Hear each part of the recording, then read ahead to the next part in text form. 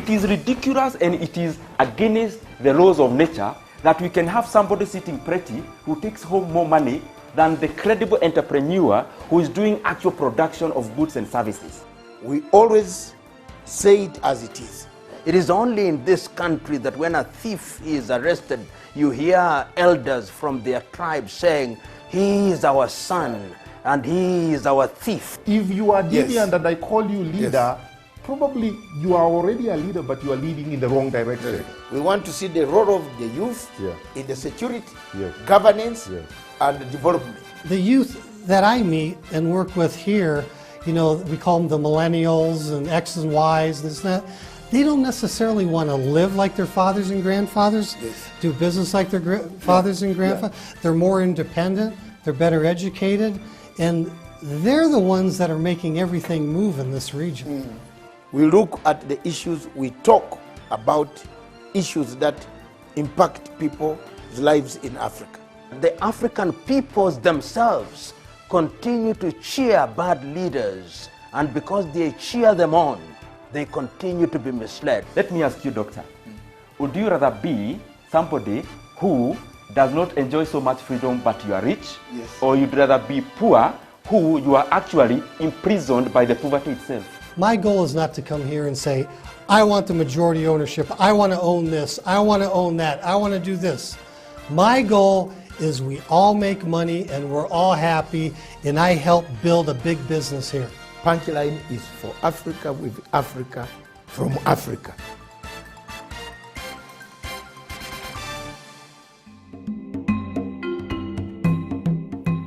Today in Africa, we see a lot of uprisings, planning for uprisings, plotting for uprisings in several African countries. The events on the African continent, therefore, as predicted much earlier myself, in 2017, I said,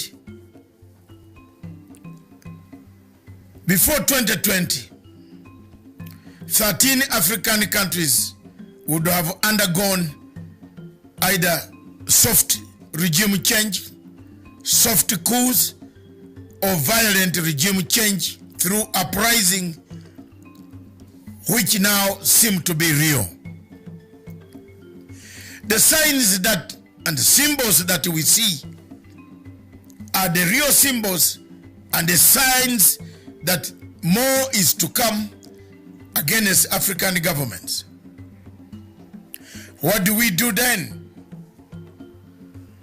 There is a new method of changing governments strategically placed in the United States of America by George Soros. George Soros funds civil societies, civil disobedience, civil violence in Africa. It is upon you, Africans and African heads of state, wherever you were, as you convene, as you plan to convene next month or before the end of this month in Addis Ababa, to understand the magnitude of this regime change strategy. Many wars are taking place, internal strife, conflicts like the one in Cameroon, Amazonia, like the one in Biafra, Boko Haram, and then in Biafra, like the one in Libya. But the theme is the same. Regime change, uprising. Is it a matter of taking over our resources? You see, the war in Congo has erupted again.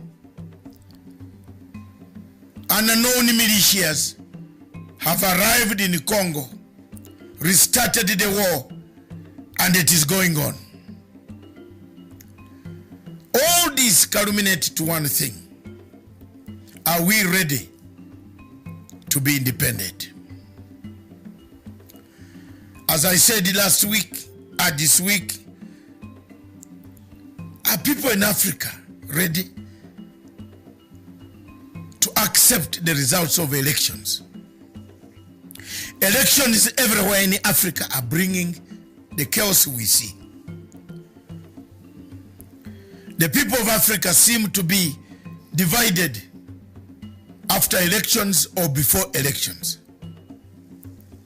Is Africa ready for elections? Do we need elections in Africa? If so, are we tolerant enough to accept the results? Are we ready? Which method can we use in Africa to make sure that there is hope for the countries and there is hope and the future of Africa is guaranteed? Viewers, the High Court in Malawi today or yesterday was hearing a case when the president had already been sworn in. If the president of Malawi has been sworn in, then the High Court is hearing the case. Is that not a disaster, an accident in waiting? Whether this will make us have a peaceful Africa remains to be seen. And may God help us to build a better Africa. Thank you very much.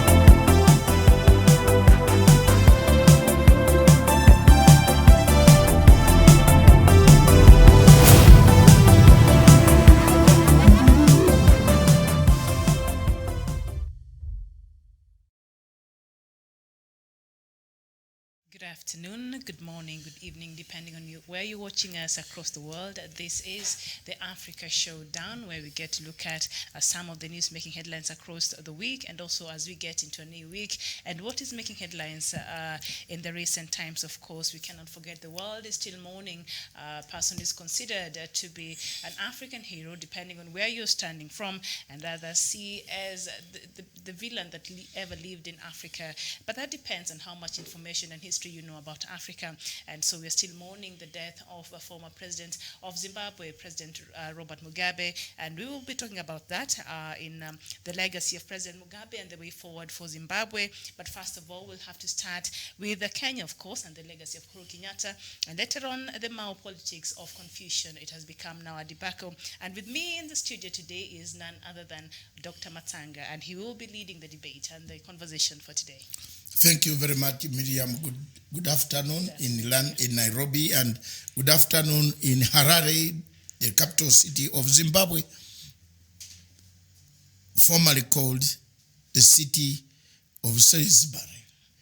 Most of the junior people and most of the younger generation who are doing analysis on President Mugabe don't even know the name of the former, what was the former name of the current capital. They don't know. If you ask them who was the leader of Zimbabwe, which was called Rhodesia, they wouldn't know. But I have seen quite a lot of people analyzing very wrongly. I was watching today, I respect Mark Bichache, but he failed it. But I did not blame him because Mark Bichache was an analyst, a consultant for MDC.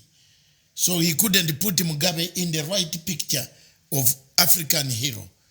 And I want to pass these greetings to lawyer Kibichumba Karoli. He made it a very good Africa. He has stayed there like I have. I think I have stayed in Zimbabwe more than Mark Bichache. I have stayed in that country. I've worked in that country. I've shared quite a lot with the natives of Zimbabwe, their history, other than just going to pick a consultancy for 1 month or 2 months and then you call Mugabe very bad. I always like Bichache's analysis, but today he failed me on KTN News. So if people are looking for real analysis of what really happened, I was one of the PR people for President Mugabe in the world. You can Google any newspaper in London, they will show you who was the public relations, the mouthpiece of Mugabe. It's me. So the Kenyan newspapers and the television stations fear me. They can't even call me for an interview because I will outsmart the presenters. But however, we are here. Miriam, you can ask any questions. First of all, it's a great day for the people of Africa that we shall bury the hero on Sunday. The burial will be on Sunday, tentatively in Harare, and he will be paraded. He will be taken to the biggest stadium in Harare, where all mourners, viewers will view the body, and then he will be buried at the National Heroes Acre, where most of us will be seated. Another group will be seated of dignitaries. I believe there will be more African heads of state than attending AU. You will see, I will tell you because I will be in Harare myself. So he's being buried a week from today? Today, yes. One of the things that I promised Africa is that when Mugabe dies, my tears will come. And they did come. Anytime I talk about it, if we had several of Mugabes in this country, in this world, in this Africa, Africa would have been a very good continent without corruption. When the British froze Mugabe's account, I am the one who got the bank statements. The bank wanted somebody to collect the other things, signatures and so on. I collected them. And I want to tell you the truth, I found only 10,000 pounds. From 1980, this man, his salary was the only salary that was going on that account. And the account had 10,000 pounds. This is a leader in Africa. It is very rare to find a leader who has touched money quietly or through his children or his wife or like some other leaders and the proxies. But Mugabe had 10,096 pence. I still have the copies and I'm carrying them to Zimbabwe to be with them and hand them over to Emerson. This is a leader that you cannot condemn. You can condemn the way you want, that's democracy. But Mugabe had views. The views of Mugabe can build Africa. If we follow the way of reasoning, what was wrong? Here you hand over a territory. The conservative government of Margaret Thatcher and John Major worked so well with Lord Carrington and others. They brokered a deal. Margaret Thatcher agreed a willing buyer, a willing seller, a compensation to the settlers who had actually 4,000 commercial farmers. And some of these small boys who are analyzing things like a bichache. Age must also match with knowledge. And you don't boss around television stations when you have nothing, no wisdom. You need to have wisdom and move with wisdom when you go and talk about the dead. Mugabe was told by the Conservative Party, willing buyer, willing seller. We flew to Abuja to try to negotiate so that the white commercial farmers are resettled, are given money in compensation, so that this thing does not turn out to be is a witch hunt. There was no money coming. I was in Abuja conference myself. Obasanjo is a witness. Obasanjo played a vital role in the rearrangement.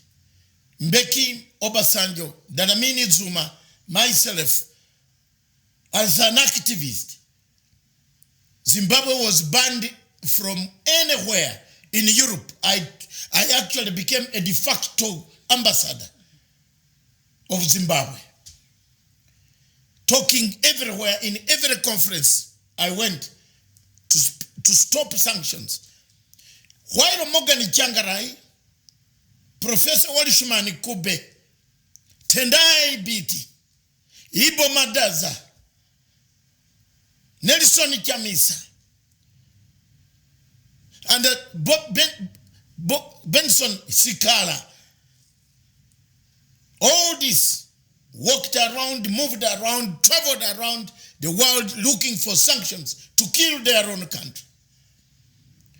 The problem that we had after this is the arrival of these sanctions. Nobody was prepared for them. Targeted sanctions means ministers cannot travel. So how will ministers bring medicine? How will ministers bring agricultural products? It became difficult for President Mugabe to run a government where IMF, World Bank demanded their money in cash, repay the loans, or it is cut off. A country in the world, even Britain, does not operate without a loan from the World Bank. America lends money, America borrows money, even from China at night. But it quarrels with China during their time to confuse us Africans. That is the country that we have. Mugabe's account, to have 10,000 pounds. He had no property in Europe. There was nothing to freeze. Sorry. In fact, Tony Blair, there are people in these countries that when they see Tony Blair, they welcome him. He's a very bad man. Tony Blair was one of the worst people that the British system has ever had. Tony Blair put sanctions on Mugabe. I told Tony Blair in the conference in Brighton, in Labour conference, let's engage President Mugabe. Containment.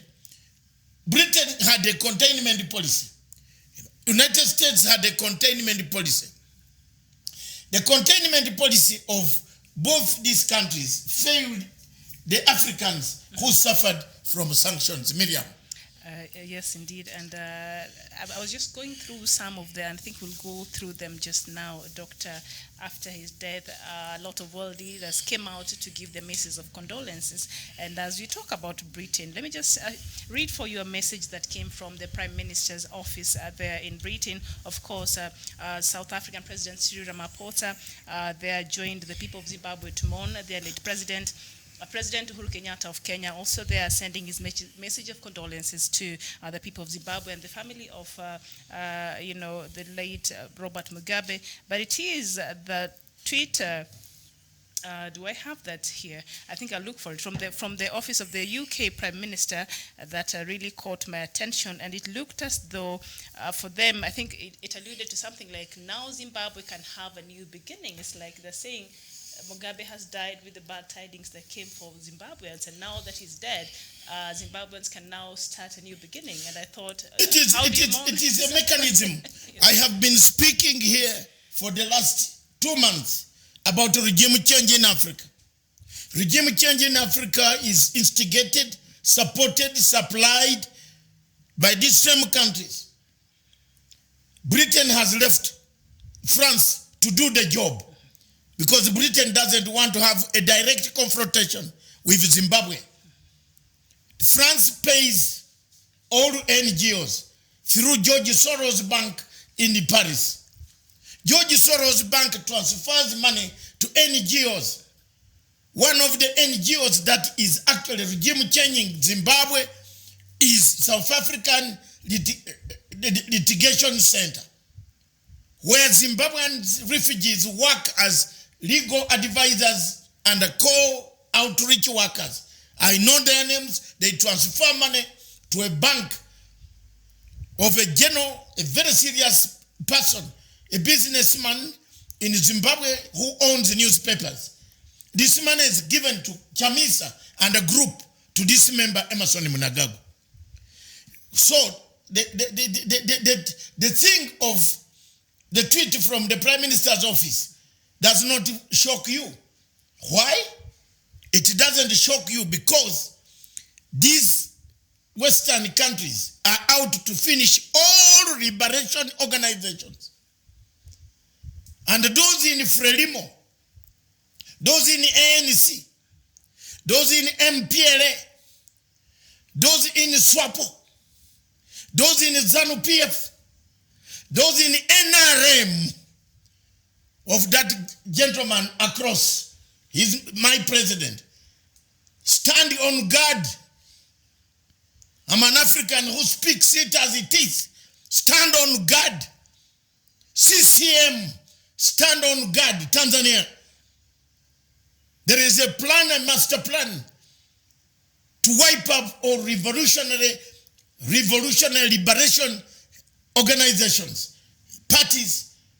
That's why you see ANC, Mr. Ramaphosa is hapless on TV. You can see the posture of a man whose country is being condemned. He has no position because he swallowed himself. He laid a bed long time, which is paining him today. He worked with these guys to suppress this, but now they have worked to even pump in money in the local black people to kill blacks, to create a bad name for ANC. ZANU-PF will not be spared too. All revolutionary parties in this world will go. That's why the Prime Minister's message is very clear. If you think Matanga is talking what you don't understand, look at that tweet from Boris. It shows to you that this is a new beginning for Zimbabwe. They're happy for the people of Zimbabwe. Yes. You see, a person has died and you are saying it's a new beginning. This guy helped to stabilize. Mugabe was the first person, not Mandela. Mugabe was the first president, prime minister in the continent of Africa to have one good thing that nobody ever did. That is reconciling with the butcher of Salisbury called Ian Smith, who butchered blacks, who tortured blacks, who slaughtered blacks, who raped blacks. Shook his hand. We must speak history. Don't allow these small boys that who have just read degrees in Nairobi University and Makerere here to threaten people that they know they were consultants. No. Mugabe was the first handshake man. The handshake that Raila Amolo Odinga and Uhuru Kenyatta have taken in Kenya was done by Mugabe.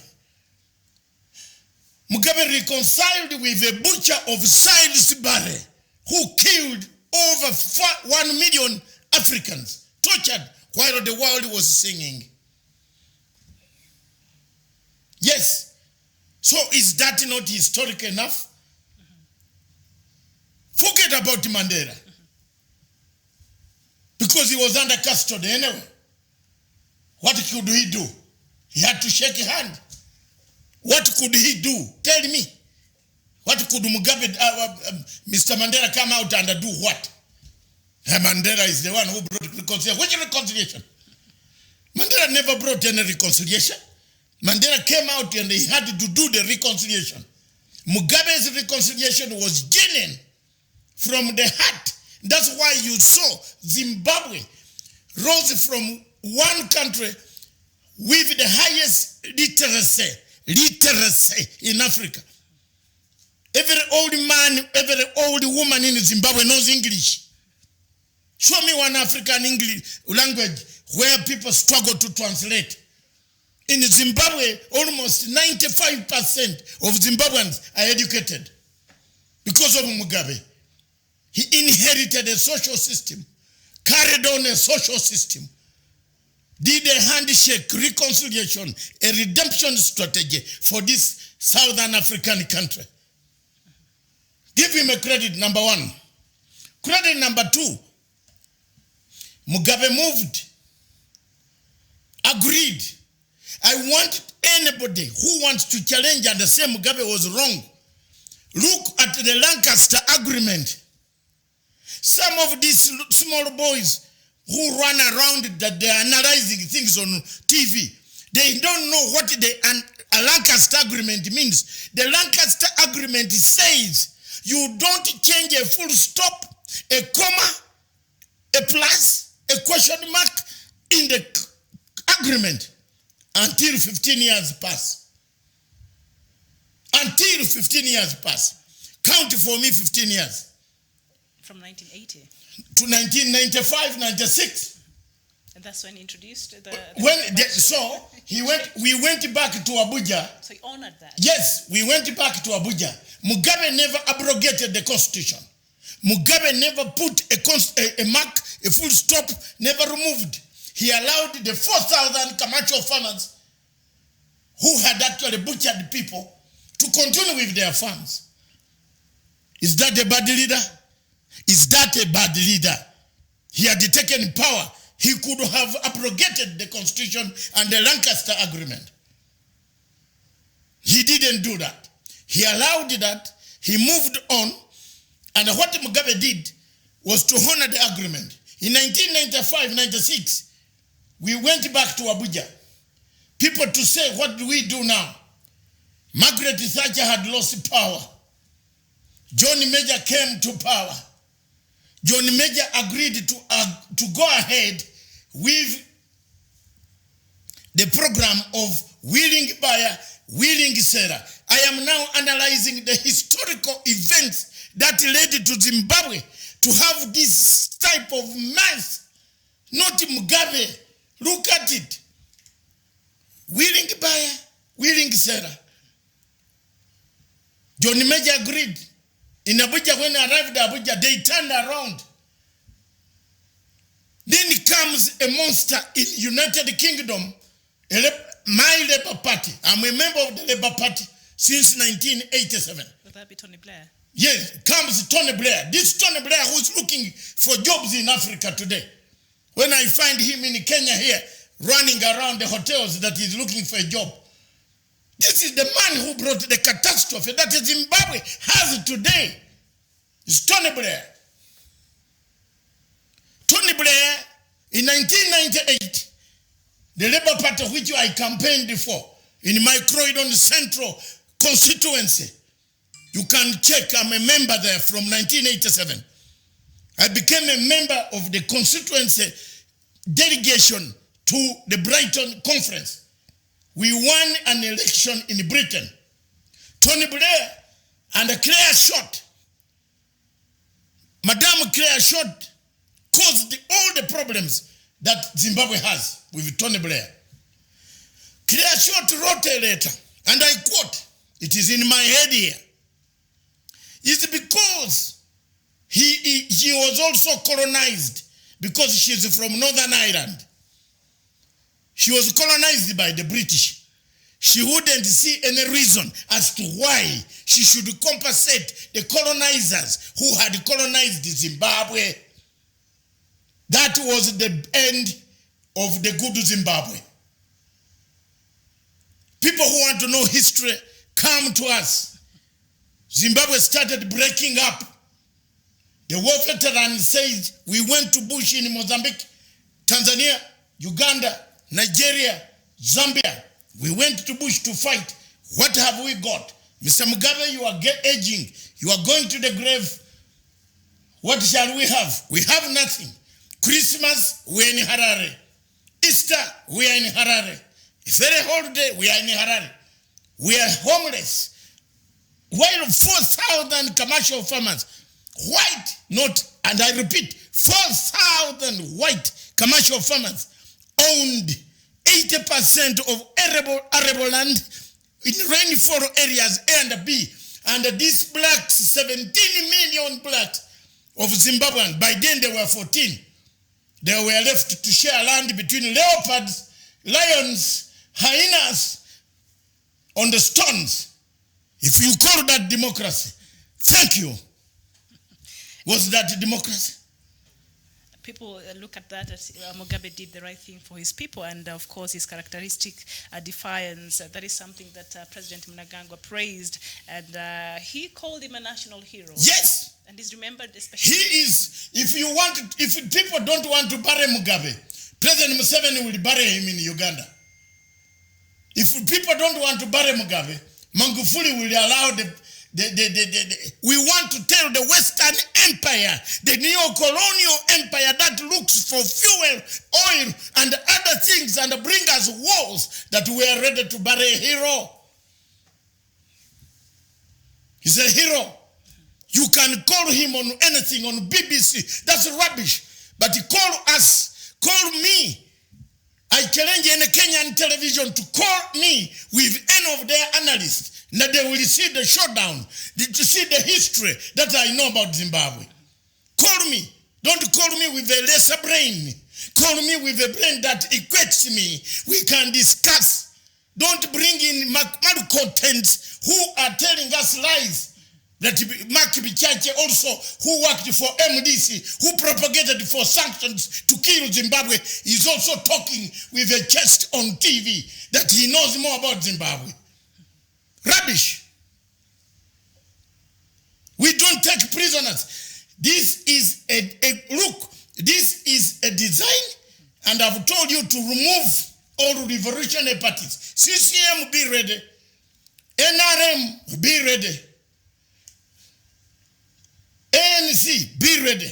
MPLA, my in-laws in Angola, be careful.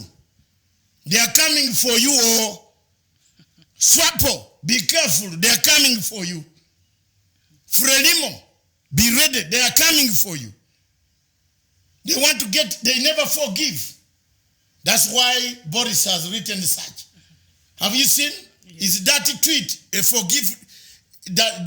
We don't insult. It's celebratory. Yes, we don't insult dead people in Africa. But also something else after, of course, Malema tweeted, and he also said that Africa has lost a true son of the soil. And at the end of his tweet, he said, we should don't allow them to choose our heroes for us. Yes. Why should, like me, I wouldn't love me who was punished because of supporting Mugabe in Britain. I have a history, and I've forgiven those who punished me. I've forgiven those who wanted to assassinate me. The record is in Scotland Yard. Anybody can check it. The officers, the pretendants, police officers who guarded me for 5 years because some ultra-nationalists wanted to kill me because I had said Mugabe was right. I have no regrets for that. I stood by him. He might have made mistakes. Any leadership in the world makes mistakes. Is Boris not making mistakes for Britain? A world is uniting and Boris is separating the world from us. We learned this English from the British Empire. And you are telling us we should not be part of the British Empire. It is silly, naive, prudish, sodomic. The lowest degree of political science that I've ever seen. That you separate Britain from the main island when the world is integrating into a global market. Shame. When you are not even prepared for the medicines, Britain will have a shortage of medicines. Britain will have a shortage of IT. Britain will have a shortage. We have not prepared ourselves to leave the AU. And here we are. Somebody is pushing us to get out of the AU. That's why he sends this type of thing here. The EU. All right, and one of the family members, doctor, that was interviewed in his village, Robert Mugabe's village, he said that former President Robert Mugabe was bitter to his grave over his ousting as head of state 2 years ago, and he said he felt betrayed by the people who he trusted very much, the same soldiers who took care of him and ensured that he was safe for all these years are the ones who turned against him. So he's saying that he died a very bitter man over the ousting when he was taken out. Whether he is bitter or not bitter is dead. It is now the living that can decide his destiny. He felt betrayed. He might have had concerns of betrayal. But let's look at the concerns of longevity. Longevity, yes. He overstayed. Yes. I told Mzee, when we met in Addis Ababa, I whispered to him, the time is now to start a transition. I did not know that Mzee was going to tell the wife. I was hated. So Grace thought transition to her. And then she took the transition. But this is not the time for us to go into the nitty-gritty. The generals that took over power have respected President Mugabe. They gave him respect. They gave him facility. They gave him plane to fly. They have never frozen one single asset of President Mugabe. They never mistreated their liberator. They never mistreated their commander. Mugabe is our commander. He's an African commander. He respected Pan-Africanism. That's why I'm here. I'm talking with a lot of emotion. That anybody distorting his history is distorting his face. His own face, not Mugabe's face. Mugabe stood for the truth. And if you look at the history of how sanctions, who was calling for sanctions? Who was calling for sanctions? It was Morgan Changarai. Morgan Changarai went around to call for sanctions to come and destroy Zimbabwe, the people he wanted to lead. Another one, this smaller one called Chamisa, who doesn't know even what a final cabinet is. He wants to become a leader when he doesn't know even how to lead. You know, he's now going around saying, don't remove sanctions. We are Africans saying, remove sanctions. You know, we Africans are saying, remove sanctions so that this country becomes a basket of heaven for us to get the food, a fertile place, a country that used to feed Africa. All things in Marks and Spencer, the cloth you see, used to come from Zimbabwe. Tony Blair and Claire Short, plus another lumpen called Peter Haynes.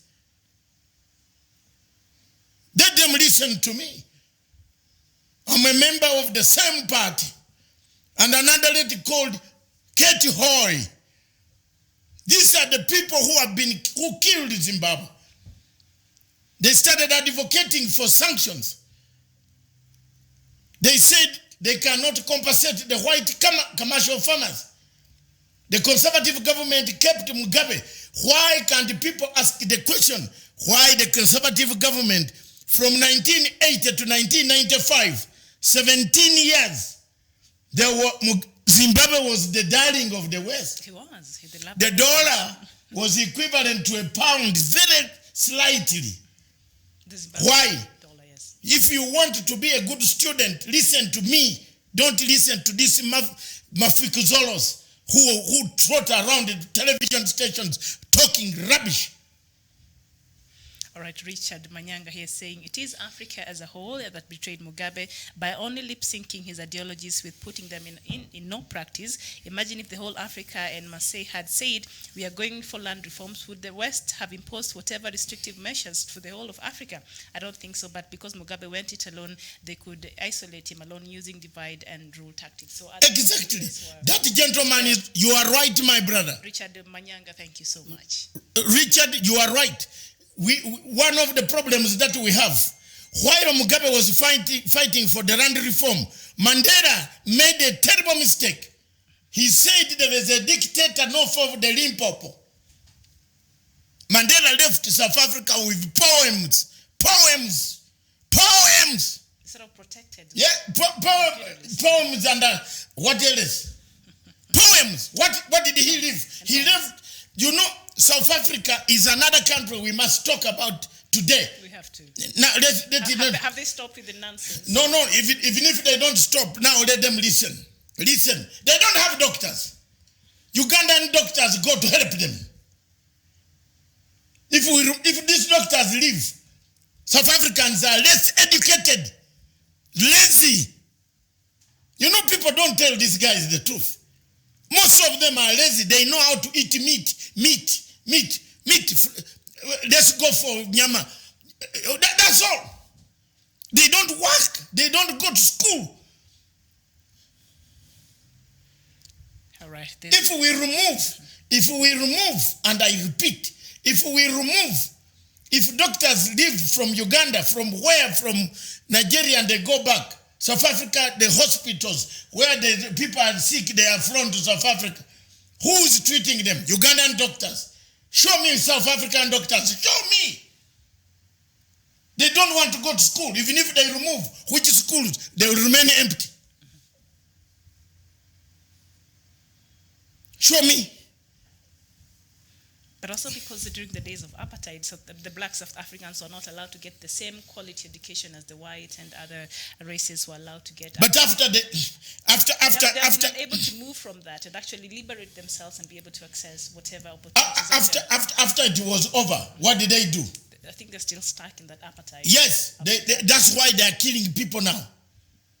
They think that you tell me I come to your house and I learn how to speak your language. Shouldn't you be proud? I should. Haven't you seen how Britain is proud of people? The first thing Britain does is to make sure that you know the language. They take you to school. You get the language. You understand. It is difficult to get a driving license in Britain than to even see the Prime Minister. Because you can walk near 10 Downing Street and see him.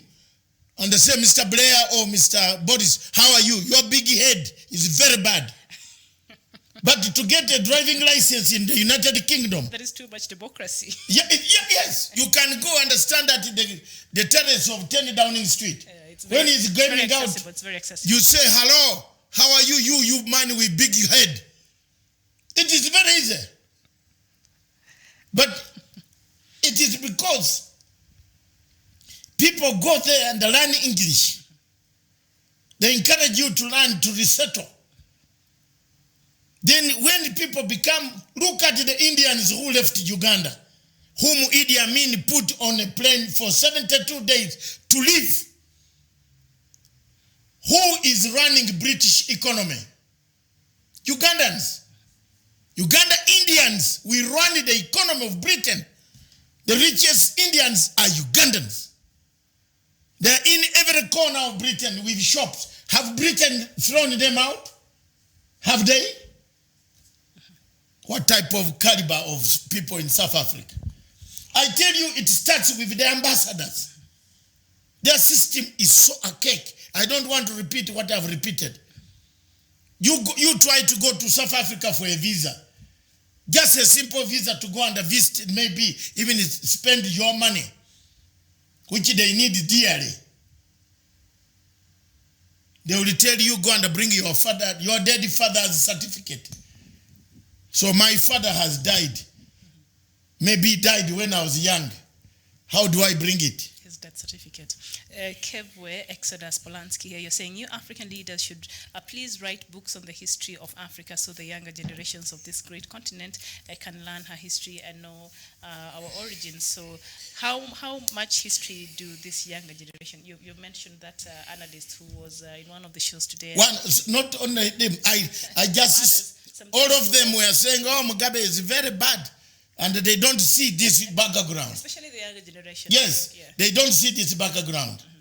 They didn't know how Mugabe reached to be called bad and how Mugabe was a darling from 1980 to 1997.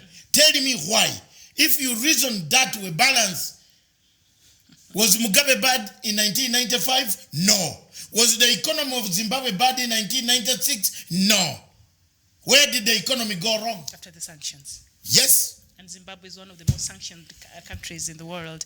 And the money, Kash Nyime, is asking you to please repeat again about Mandela. He seems to be agreeing with the point. Mandela left the poems and the quote. Liberation songs. All what South Africa knows is to sing and dance, cheap dance. What else is there? What did we get? He left this poor guys, black community in the ghettos. Ghettos. They were never resettled. They were never resettled. They were not given capital. They have no capital. So when they see you come with your capital and you're a foreigner, they get annoyed. But what is interesting? That is the root cause of South African xenophobic. It's not criminal. It is not criminal. One other small ambassador in Uganda measures what? What? We all trained. We are all men. What will he do? That a major general or something. What is he? He was saying it's a criminal. It's not. These guys are jealous. If you have a neighbor who buys the same shirt like yours, who struggles to produce a daughter because you have produced a daughter, you see, we in the villages, we die of that. That's the cheap jealousy. Cheap jealousy. But also, Doctor, when you see these South Africans targeting other Africans and saying they're coming here and taking the opportunities, they're directing their anger to the wrong people. NSC has been in power since the end of apartheid. Those are the people they should go for, that has refused to put policies in place to try and solve their problems. And they keep electing this NSC. Yes. Yes. I analyzed for you ANC. From Mandela, they keep electing them. It resurrected, then it became very vibrant under Mbeki, captured by the French. French removed Mbeki by putting forward evidence that shows that Mbeki planned to kill Zuma or bring a case against Zuma. The French arms delivery to South Africa is what brought Mbeki the trouble. So the French moved in, replaced Zuma, replaced Mbeki with Zuma. Okay? They removed the man they didn't like, whom they thought was too much leaning to the British system and trying to bring an African renaissance. Renaissance, whatever you call it. You've said it right. We people in Uganda call it that way. You've said it right. So Zuma was used by the French because it's the French who protected him and said he never took a bribe. We never gave a bribe. But the personal assistant of Zuma was jailed together with a man called Professor Harvey Maupin. You remember? Professor Harvey Maupin, the one I investigated and I found the document in the court in South Africa, who was going to testify against Ruto in the ICC. When I got those documents about Professor Harvey Maupin, who was sentenced by South African court, together with Zuma's PA. But the French intelligence, DSGE, pleaded with South African system not to jail Professor Harvey Maupin. So Professor Harvey Maupin mushrooms somewhere in the ICC factor. paid by the French government to go now and fix Ruto that he knows Kalenjin and Kikuyu, that he will give evidence of a network. Listen, I got those documents. Thanks very much, my South African invisible man. You gave me the good documents. I went rushed to the ICC, filed an application that the man you say is going to be a technical man here, expert, is a liar. He was sentenced to 7 years. Did you, Fatou Bensouda, tell the court that this man was sentenced 7 years? No. Did you do a due diligence? No. Hallelujah. The court said this guy is deadly. Did you hear Professor Maupen say anything anymore? Fatou Bensouda removed Maupen from the list of technical, witnesses. That's it. That's how I discovered how the French helped Zuma to be in power. I got the documents, sentencing in the South African court. I always work on facts. I don't yap. I get my facts clear. So when you look at all this about Zimbabwe, what they are doing about this, saying this is, I am telling you, if you have a revolutionary party on the African continent, let those who hear, like President Mugabe, hear me. President Magufuli, hear me. Ramaphosa, hear me. The one of my in-law in Angola, hear me. Swapo, hear me. Mozambique, hear me. They are coming. All right, they're coming in. Filani Pitso Mahlanga, you're saying we love Mugabe here in Zimbabwe and we're ready to receive his body. The only person we don't want is Mnangagwa and his junta government. Look at that. That is very good. It is his choice. He's a Zimbabwean. Yes. Nobody can love the president because there is democratic. First of all, Plato Republic did not tell you which type of democracy you should practice. Go and read it and tell me which one. Did he tell you that he like the people with white shirts only? And Buji Andros here saying Mugabe is a freedom fighter, one whom fought for the interests of Africa. He's not a sellout like Mandela. Mandela left the poems. And protected the imperialists. Yes. It appears the policies and the agreements that he made during that. And I'm going to be very honest. When I go, I am asking ZANU-PF to give me only 2 minutes. 2 minutes. Or 2 minutes. And I say, Papa, they are here. They're here. Yes. Yes, they're here. Told us don't. And I'm going to be there in that acre, Heroes Acre. You will see me. Papa, lie, go well. We shall follow your footsteps. We shall stand. Mugabe spoke the truth. Mugabe gave AU money. Mugabe took $1 million. I saw the check in African Union. Which president? Show me apart from Kenyatta. President Uhuru Kenyatta of Kenya is the only other president who took a check for the African Union to have their court. He said, don't beg every time. Begging, begging, begging. That's a president. That's a Pan-Africanism. That is the spirit of Nyerere. That's the spirit of Sekutore, Kabara, Lumumba, Gabriel Nasa. Those, the spirit of Obote. There are people who have died, who were crying. The only man left now on the continent that we can look at is Kaunda. The remaining person amongst that group is Kaunda. May God give him more time so that he gives wisdom. These are the people who could go to a summit. When you hear Obote, Kaunda, Nyerere, They have arrived. You want to pack your briefcase and leave. And go listen, yes. Because they will tell you the truth.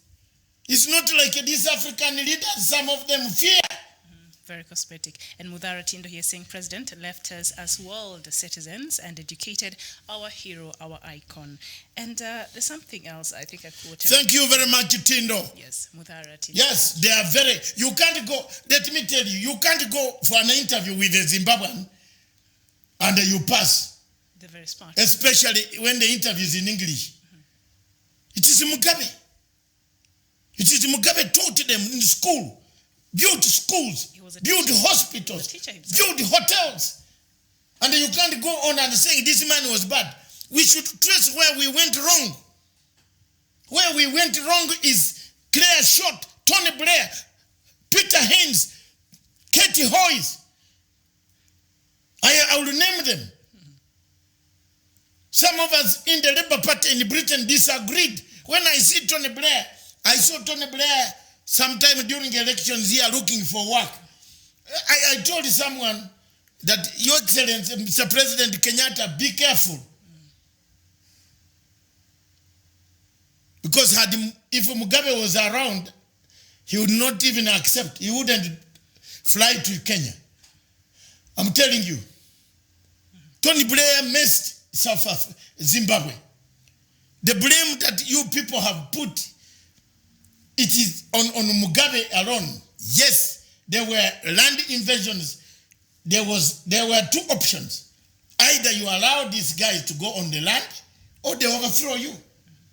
And these were soldiers, former veterans, war veterans, with cut wounds, whom Ian Smith cut legs, hands. They walk. Have you seen them? There are millions in Zimbabwe. The butcher of Salisbury called Ian Smith cut them so that they don't produce children like Mugabe. You see, that was the doctrine of Ian Smith. You didn't know. See, so when you see these younger men yapping around, don't yap when you don't know. Keep quiet. Idrissa Washington is saying Mugabe is an African icon. His legacy will always be remembered. Let not the whites write his history. They will distort it. Saying they might distort Mugabe's history. Should the white be left to write the history? But also there's something else I read on Twitter this morning, and somebody tweeted and said, you either die a hero or live long enough to see yourself become a villain. And so when I read that, of course, in regards to the death of Mugabe, of course, he led for 37 years. What can these African leaders learn from the life of Robert Mugabe, especially those who look at democracy in a very piecemeal sort of way? Speak frankly. Say it as it is. Fight corruption. Mugabe locked his own Minister of Finance. I'm telling you now, this is a personal, it's serious. It's a real example. Mugabe asked all ministers to appear in cabinet. And he arrested all of them. None of them went back to his car until you write all notes. How much money, how many bank statements you have. Yes, the PAs waited outside for their bosses to come. They were told they were in different police stations. Once you satisfactorily write their bank accounts, you have where it is, give authority to read. He managed to return billions, over $2 billion. Now, the Minister of Finance by name Kurunero, Honorable Kurunero, every Zimbabwean knows this guy. Kurunero refused to declare one account in South Africa. Mugabe said he is the Minister of Finance and he has refused to declare money, yet we are getting this money for him. Arrest him and go and lock him in Chikurubi. There's a very dangerous prison there in Harare called Kikurubi. This Minister of Finance, Kurunero, was put in Kikurubi for 2 years. If you look at Colonel today, he counts trees on the road until he brought back the money. Mugabe never tolerated corruption. Never. Yes, of course, in the 37 If years, corruption went, it might have slipped if people were doing it. people around him. People, maybe the wife did it. It is not Mugabe. He's not known to be very flamboyant. No. But Mugabe, what convinced me is when the banks, which froze his money, his $10,000 in 20 years. A president had $10,000 and 96 pence. I was shaken. No African president can, if you go to these presidents now, wagwan. I don't want to say more than that, you know. The younger people will say, I was shook. I don't know what that means. I was shook, yes. Shook. So you were shaken. this is a man who should be given. Yes, there was something that might have gone wrong. Yes. Just as Julius Caesar was a very great emperor. But what happened to Julius Caesar? He was misled by Brutus and the Cassius and the Senate. Towards the end of the death of Julius Caesar, if you have read English literature of Shakespeare, you will find that they say, I came, I saw, I conquered.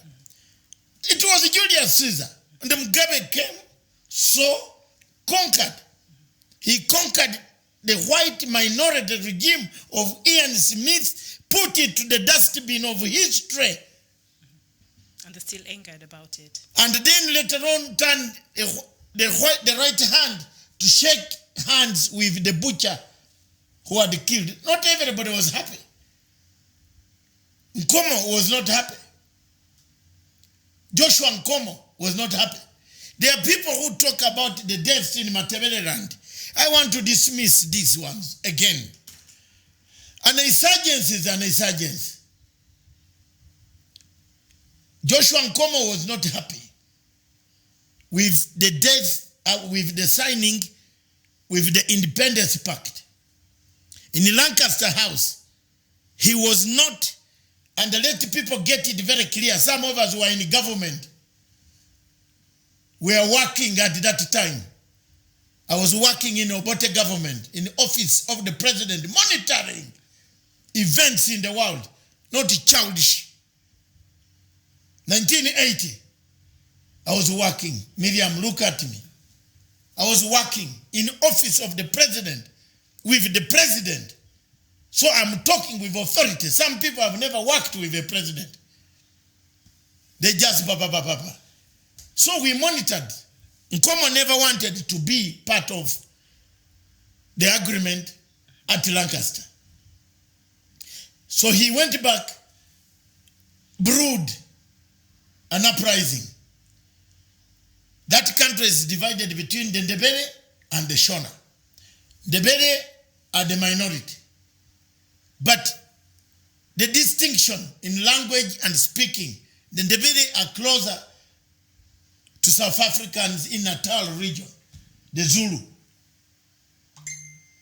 And then very close to the Ugandans up in Buganda. When you look at that, someone wanted a division, that the Ndebele wanted a state of their own. And here is a country that has just come out of a fight against white minority. A war emerged between Joshua Nkomo, Zanura, and the Zipra. Zipra is another, Zanura is the Mugabe wing. Zipra is the Nkomo wing. So in 1983, they had, or somewhere there, they had an agreement, a government of national unity. But there was a fight, an insurgence the Zipra people went back to the bush. What could the government do? To now fight the government. The Zanula. It's just like in 1980, 81, 80, we had an election which was badly mismanaged in Uganda. If I had been like now today, I would not allow myself to be mixed up in that rigged election. We rigged an election which sparked a war. Museveni said he doesn't recognize the results. He went to try, he left us and said he's gone. He's going to fight us. And he went to Luwelo Triangle and put a camp, started fighting the government, the central government. So what Zimbabweans should do is to heal over these Matabeleland massacres by coming back together, reconciling and knowing this country is their country. Not a country where they can now talk about the Matabele massacres, the Gunduguri, these other things which you have heard. It came about because there was an insurgency. It was an insurgency.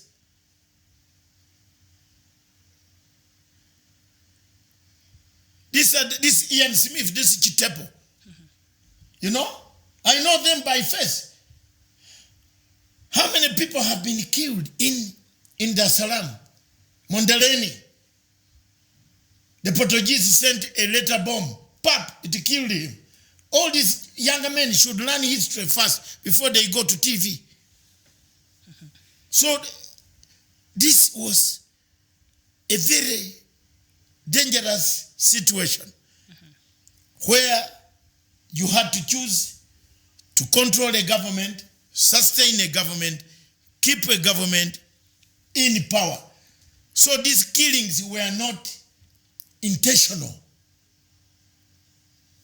The government was fighting an insurgency.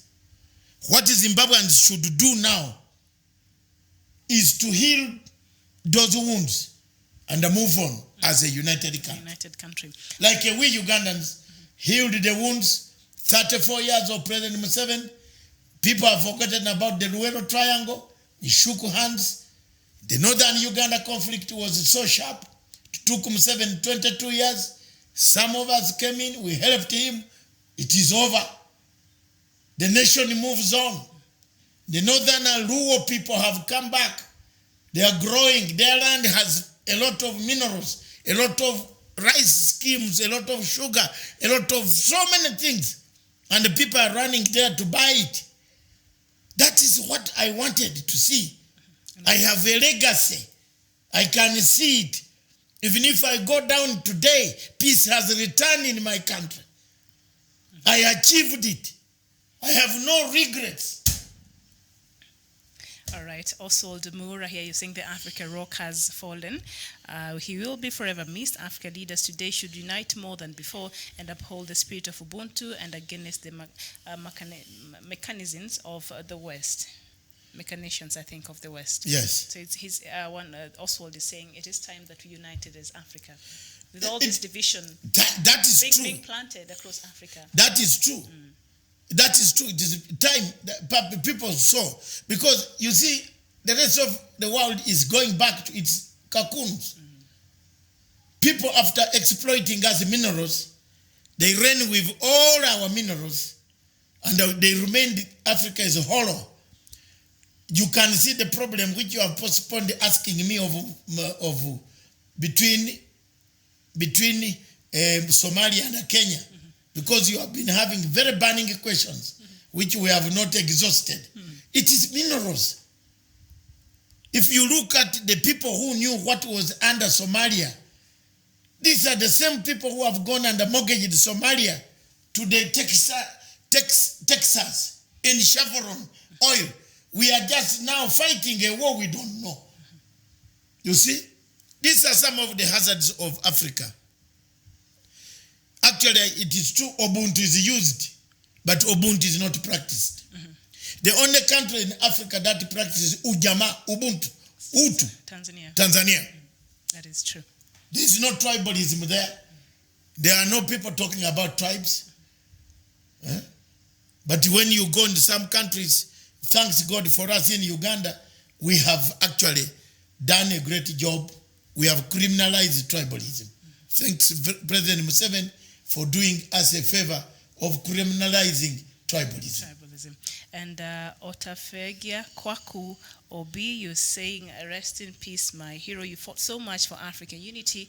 You fought so much against the oppressors. We young Africans are emulating your step, and we will surely tell you your story to the next generation. Rest in peace, great ancestor. So he's saying, and I've seen a lot of our viewers here saying our history.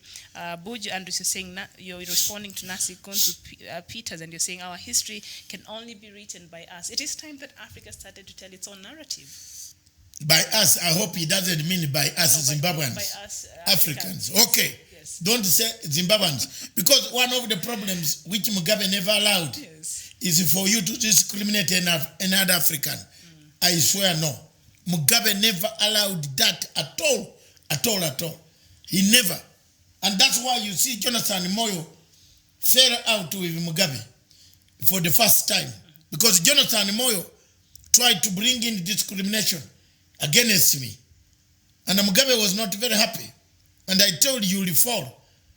Later on, who took Jonathan Moyo back to Mugabe is the wife, but not Mugabe. Because Mugabe despised Jonathan Moyo.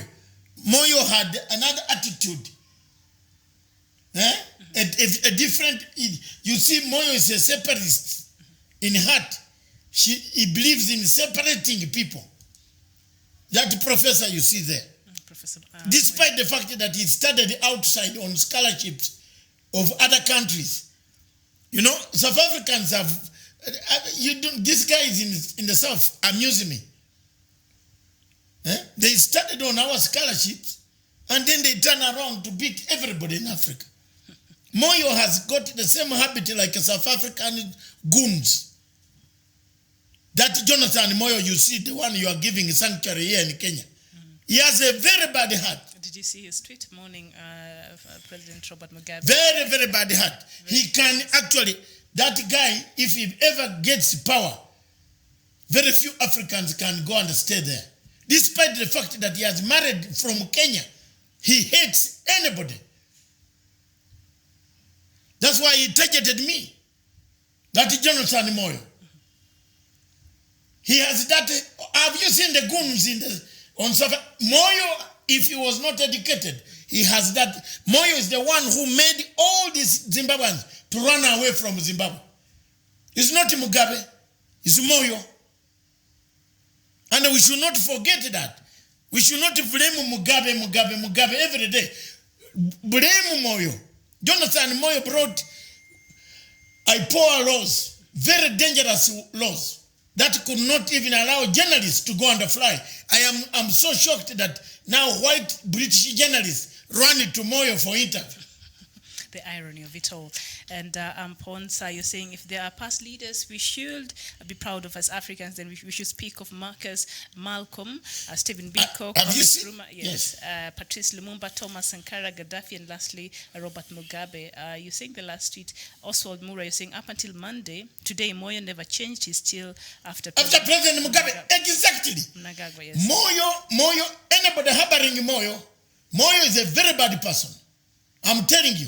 Very dangerous. Moyo is worse than the goons that kill people in the South. Moyo haunted me in Zimbabwe until Mnangagwa and others said, why do you want to kill this guy?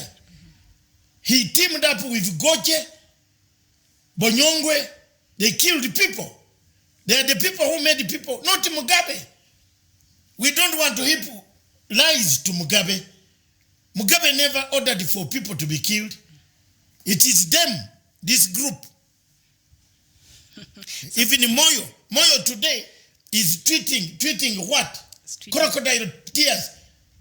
He has a separatist heart. Roho ya mtu anataka dunia inchi, watu wake wakue a nation ruled by him. His tweet was actually very interesting. He's not exactly I don't know. He said, "The Lord giveth, the Lord taketh. Let us bless the name of the Lord." And that was it. He did not even mention President. Let him take this chance and go by back. name. He did not mention Robert Mugabe by name. Let him take the chance, step aside and shake the hand. Mashruma, you're saying Moyo is a dangerous person and MDC now thinks he's God. Yeah. That's the problem they have. MDC now doesn't have direction because Chamisa is not even educated to a level to understand what leadership is. So they look up to Moyo to galvanize them, to write tweets every morning that go and attack this, go and attack Mnangagwa. A darker cloud has involved Zimbabwe and beyond. The Lord gave, the Lord has taken. Why don't you say you are part of the darker forces? The dark forces. And somebody here seems to be quite new to this platform. And David Gildo Lomoro is saying, why do we always sing praises of people when they pass on? I think Dr. Matsanga, if you've been following us, has been very vocal in praising President Robert Mugabe. He must be very new on this platform. Who is saying that? Our friend David Lomoro. Welcome to Punchline Africa Television. But you've been very, David who? David Gildo Lomoro, he's saying, why do we always praise people on the dead? But I think when it comes to now former President Robert Mugabe, you've been very consistent with your praise and love and admiration for him. So it's not that you're doing it now that he is dead. If you've been watching us. So he wants me. I have been praising Mugabe when he was alive. And I praised him when he was alive, when he was sick, up to today. I've been praising Uhuru Kenyatta. He's alive. And up to today, he's alive. And I will praise him. I don't praise people who do wrong things. And I criticize. I'm not a yes man. That's what Jonathan Moyo does. Professor Jonathan Moyo wakes up in the morning, tweet. Lomoro is from Uganda. That is why he's always, Ugandans, some of them still have that mentality that he has, as if Budo was not opened. All right, and Bismarck Bura here seems to be having a different thought. He's saying Mandela wasn't a sellout, he was evolutionary in his approach to political change in South Africa. Remember, the apartheid rule in the country was deep-rooted. The country is still struggling to free themselves economically. The task is for the present generation. Different colonial countries need different political strategies to free themselves. But whatever they've been applying, Bismarck Bura, since 1994, it does not seem to be working. He's saying Nani was not a sellout. We haven't said he was a sellout. He was evolutionary in his approach. He just left everybody hanging. There was no direction, really. No. The first thing Mandela came to, when he came out of prison, is to score a war between him and the wife. And you saw that. That's the only legacy that we left there. He separated with the wife. What other legacy? Show me. And in the Mandela shirts, those are the only ones that we still remember where. But he didn't leave anything. He sorted. The only legacy is Winnie Mandela, who's now the late. The late Winnie Mandela, yeah, the woman suffered so much, and the Mandela landed on this woman and, embarrassed her, removed her from everything, denied her a right. A woman who had fought for 20 to 30 years was denied everything. Yeah. And another one of our viewers here, Aponsa, you're saying, until the lion begins to tell its own story, its tail in the hand of the hunter shall be seen as a glorification to the hunter. It is time we begin to write and teach the young ones about our heroes. The Western media is already distorting history. Their captions on Mugabe's demise is very disgusting. He's writing to us from Ghana. Thank you very much. From Ghana. Biamukama from Uganda, of course. That I saw him defending a dictator in Kampala. Who is the dictator? Why don't you mention the name? Mention the name, Mr. Biamukama. He saw who? That he saw me praising Museveni. Have I praised Museveni here? I don't praise Museveni. I praise Museveni on security. And which insecurity has come back in Kampala. Because people are being killed in Kampala. That one we have to criticize. But on security, general security, Museveni did a very good thing. He moved troops in Somalia. Those are some of the things that we give a credit. And Nick Muguthi here is saying Mugabe did what many African leaders know is right but will not dare do. He tied the bell to the cart. Yes, he did it. Thank you. That's very deep there. We have more praises than you negative 2, 3, 4 people. All right, and John Mohingano, you say Mugabe was lucky to live because even a single day in life, what that he worked within the wish of he worked. A white man. Yeah. Yes, actually, this is a very good tweet. Every single day he lived, no white man wanted him to live. Oh, okay. That's what he meaning. Okay, so that would really advise the a tweet. Bismarck says he means Museveni. He just said that. I don't praise President Museveni. I say what it is. And if Biamukama, you know my history, you know that I'm not Besigye who worked for Museveni. Why do you also praise Besigye who worked for Museveni, who made the rules that he's sleeping on today? He made the bed that now. Yes. Besigye made the bed. He's sleeping on it. But let him lie. In fact, let him lie on it. What it has thorns or nails. Yes. He made it. Yes, made the bed. Wake up. Jomo Dyson is saying Mugabe is a legend. He's not an angel. He's a champion of black empowerment. Blacks own banks. Blacks own telecoms. So he was just a champion of black empowerment. Exactly. He did what he could. So, Miriam, I think we've done our best. Yes. We can turn to your African news. Do you have any? No. Or we can talk about the legacy back in Nairobi, the headlines. You can pick one of the papers. Yes. And we have done our best. Remember, President Mugabe will be laid to rest on Sunday. Or there will be a ceremony at the Heroes Eka. Those who intended to travel, make arrangements to travel, to see our last time, for the last time, our hero, the African hero. We shall try. In fact, even if it means driving from here up to there, Then you should start, it is still Comesa. you should start tonight. Yes, So that Comesa. you should get there on time. Let me prepare my car and start driving up to Harare in solidarity. Doctor, and something else I read on Al Jazeera Yes. today, and there was somebody was writing about, of course, the death of Mugabe, and they ended by saying the country's flags will still waved at full mast as a decision is yet to be pronounced on whether the former president will be accorded state honors. Of course, he'll be accorded state honors. Al Jazeera is another gutter journalism. It was a commentary from. It was a commentary by an individual.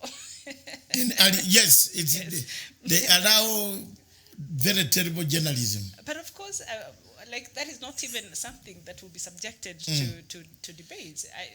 President, if they're told they read the tweet by President Mnangagwa, he tweeted with a lot of respect for former President Robert Mugabe. Yeah. So of course, I mean, he will be accorded full state honors, I believe. And he said it will fly at half-mast until the body arrives and is buried, and then the country is still mourning. Yes. Until it's buried. For us as Africans, once somebody has died, read that one. Look for that. Once somebody has died, we don't talk about people who have died. Who have died. We praise the dead. We give them respect. Those who want to annoy the dead, it is up to them. All right, and John Bosco Muhingwa, there you're saying Mugabe is exceptional. He was indeed a freedom fighter, a gallant soldier, a golden son of Africa. So there you go. So we have actually a lot of Africans here today remembering former President Robert Mugabe, who died on Friday at a Singapore hospital, and he will be buried on Sunday. And yes, we expect the state of Zimbabwe to offer him a full state honors during his funeral and burial. Yes, I think that's a message. Twitter one, you're saying, if it's true that you want to preserve May, let the government start by demolishing the tea factory that former President Moi built, si kuangamisha watu wa nyumba za nyasi peke yao. So let's talk about Mao and the political Who is it? Why don't you bring that tweet? Twitter Mwangi, I think that was a personal message to our page there. Don't worry, that's why we are turning our neck the other side. So he said, No, but it still concerns the Mao politics. the Mao politics of confusion, the ones we want to talk about today. One thing I have written an article about Mao politics, Mao forest, water catchment. East or west, it is an environmental catchment. There is no way you are going to run away from it and allow it to be destroyed. There is no negotiation on it. That the government take steps to redeem the forest. And then the government get the money to resettle, pay these other people who have encroached there because they have nothing, nowhere to go. But that's all. Otherwise, if we go like this, all these lakes will dry. Somebody cannot explain to you why Lake Victoria is still the only lake inland. That water from Mao goes there. So if you think Mao serves only Kenya, it serves all of us. There will be no food in Cairo. If the water levels in Lake Victoria go down, there is nothing in Khartoum. Because the River Nile depends on it. Yes. The more you fill the lake, that's how God created it. We are now fighting God.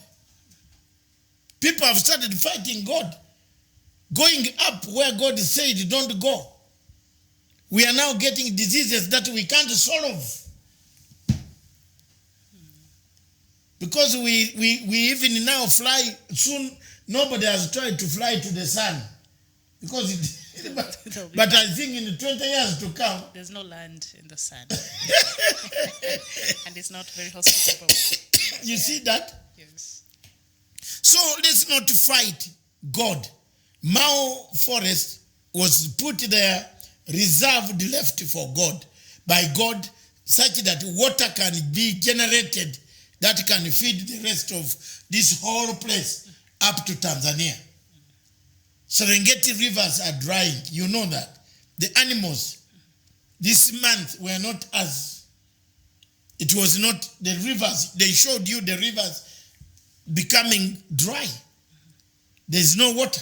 But one of the leading political figures in this country one day said, just at the start of the Mao, evictions earlier, a few years ago, he said that water does not depend on the trees. I don't know if you remember. Who said that maji inatoka kwa miti? Do you remember that very famous phrase by one of the leading political figures? He said that water does not depend on the trees. And I remember Kenya castigating. But very much. I don't know the science. He has a doctorate right now, so I don't understand. I will not mention names. But he said that water does not there's depend. no relation between water No, you and just trees. say it was There's no relation it between was water the and deputy trees. president. So you know that. The deputy president of Because Kenya I remember Kenyans was were very quoted angry. Was quoted saying as saying water does not depend there's no on relation between water and trees. the trees. But it's a plant, it started plants. Ecology. Then he should know there is a relation. Yes, that these trees evaporate, vibration, and so on, transpirate, whatever. I know, conventional rain and all that. Come on. Aye. So Mao needs to be precise. You were just beating, about, since it is not the Punch TV, so we can say We can that. use that for But Mao catchment, Yes. let's not do politics about it. Yes. The MPs that are doing politics for populist reasons. Mine is dead. So they've just taken this politics, and I had them. You're not here, Doctor. When you traveled to The Hague, a lot of members of parliament from the Rift Valley region came out and said, you know what, maybe President Kenyatta needs to give these people some land. So they started poking the president, and they said, you should donate some land to these people. So it's becoming like it's having other issues and other underlying issues. But Miriam, It's not just the Mao eviction. they have now. politicized everything in this country. This is a tactic to run away from life audit. What became of life audit? Lifestyle audit? No, have you noticed that it is only one man who has disturbed Uhuru Kenyatta's legacy? And that one man is called Senator Murkomen Kipchumba. When President Uhuru Kenyatta announced in Mombasa that there will be life audit, Senator Majority Leader was the first person to run to the television station and say there are no mechanisms of doing life audit. This is the leader of majority. Immediately after that, he carried blankets, wore some funny clothes, went to that Mao forest. We spent 1 month, 2 months. Life audit died. Okay. And we bring this, let's bring facts. It's good before we go. Now we turned on Kenya, on politics. Bring that. As we were trying to finish the problem of Mao, another thing cropped up. 14 members of a football club, 11 people from KPLC were arrested for corruption. Again, Murkomen, senators went out and said, we have been targeted. Papa MP, rally. This is the only one who has been killing the legacy of President Uhuru Kenyatta. While we are on that one, the problem of NYS 2 arrived. The same man quickly said, no, there's no case there. Okay? We found there was a case. People were taken to court, given bail. We kept quiet. The same guy, on the same note, the 2 dams, from this time his own county, Emeror and Kemeror, money, phew. Now, all these tactics is fighting the president. He's fighting the president development programs. He's a majority leader. How on earth can a majority leader who should be presenting programs of the government oppose the same government where he is a leader of majority? Now we come to this. This is all because people want to run away from life audit. I'm telling you. And that life audit, as you ask the question, it died. So that will never happen. And Kenyans were very excited for the first time. We were really going to see, If a leader has killed it, who is supposed to be a leader of majority? Whom do you think can bring it up? We are done. So now, even they turned on DCI, they turned on DPP, the few younger men there, they focused every day. One was caught in hate speech. The senator of Nandi. Those 3, senator of Nandi, the senator of Kericho, and the senator of Elengeo Marakwet, they targeted the president. Anything that the president brings was cut to size, as if they are not part of the Jubilee government. So this Mao problem now is also to buy time. While people are doing rallies, don't forget the deadline for.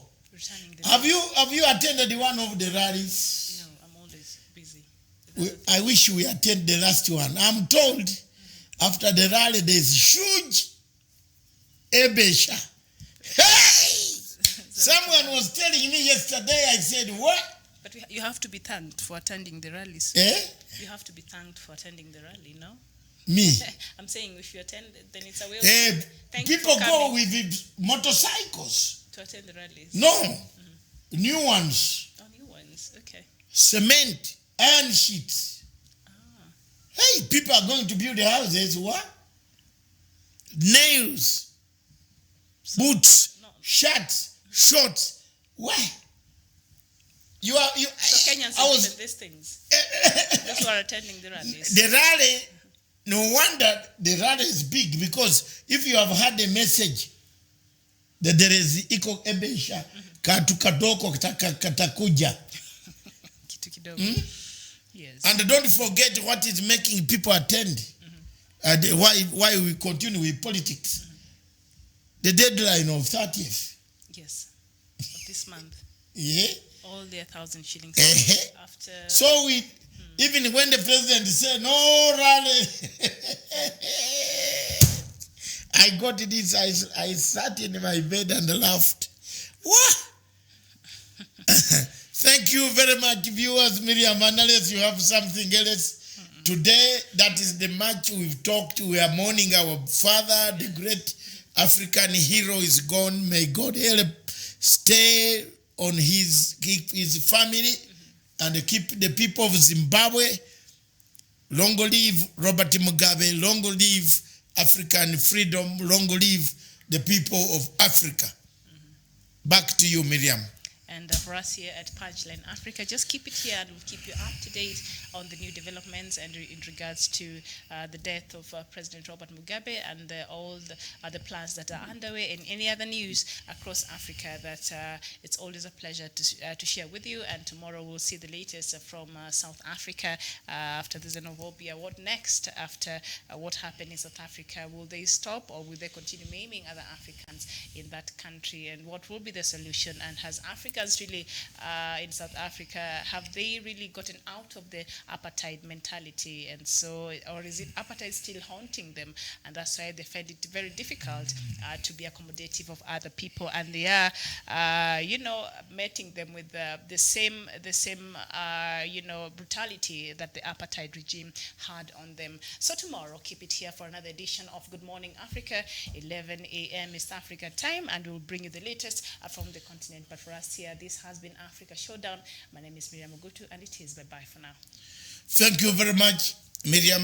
This station, Mr. Nkomo says, I am going to eat food because there is food in Zimbabwe. Have you heard that? Such a true African there. A true African. Yeah, we eat in surely there's a place. Zimbabwe is experiencing hunger. Crisis. A food crisis. There's been a crisis. There is no food there, Nkomo. So there is more food where I am. But if you don't want to attend the funeral, I will attend on your behalf. Yes. Thank you very much. This station is for Africa, therefore with Africa and by Africa. Ciao.